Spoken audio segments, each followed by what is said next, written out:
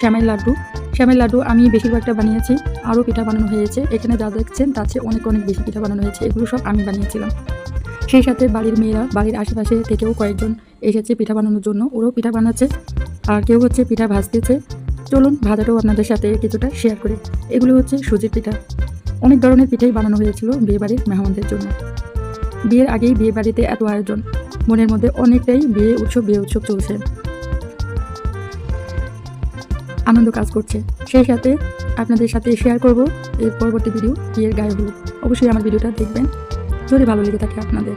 আমার বয়সটা শুনতে হয়তো ভালো লাগছে না, আমার গলাটা ভালো না, ঠান্ডা লেগেছে, তাই গলার সাউন্ডটা পরিবর্তন হয়ে গেছে, একটু অ্যাভয়েড করে নেবেন।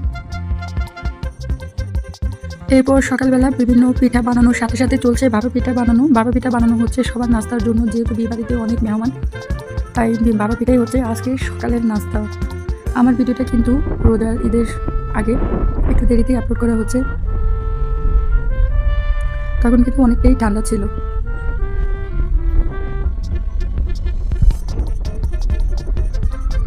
অনেক ধরনের পিঠা নাস্তা বানানো হচ্ছে। আমরা 3 দিন শুধু পিঠাই বানিয়েছি। বিয়ে বাড়িতে পিঠা নাস্তা বানানো, সবাইকে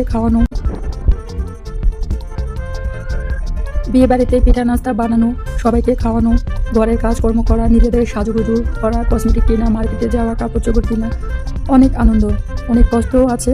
ঘরের বউ তারা অনেক কাজকর্ম করে, তারপর হচ্ছে সাজুগুজু করে, সব কিছু মেনটেন করে, তাদের উপর যেহেতু দায়িত্বটা বেশি থাকে। কিন্তু আমি বলবো কাজকর্ম সব কিছুর মধ্যে আনন্দটাই বেশি থাকে। আমরা তো অনেক মজা করেছি, অনেক আনন্দ করেছি, এবং আনন্দের সাথেই কিন্তু ঘরের কাজগুলো করেছি।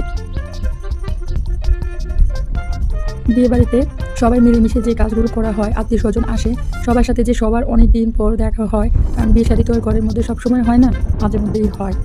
তো সবার সাথে সবার দেখা সাক্ষাৎ হয়, আসলেই এই আনন্দটা বলে প্রকাশ করার মতো না। দুপুরবেলায় পিঠা নাস্তাগুলো বানানো শেষ করে আমরা আবার সবাই চলে যাব মার্কেটে। বিয়ের কেনাকাটা আছে, আমাদের কেনাকাটা আছে।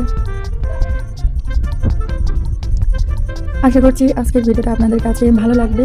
আমার কাছেও অনেক ভালো লেগেছে, আর আমার নিজের ভালোর জন্যই কিন্তু আমি এই ভিডিওগুলো আমার চ্যানেলে আমি রেখে দিচ্ছি, যাতে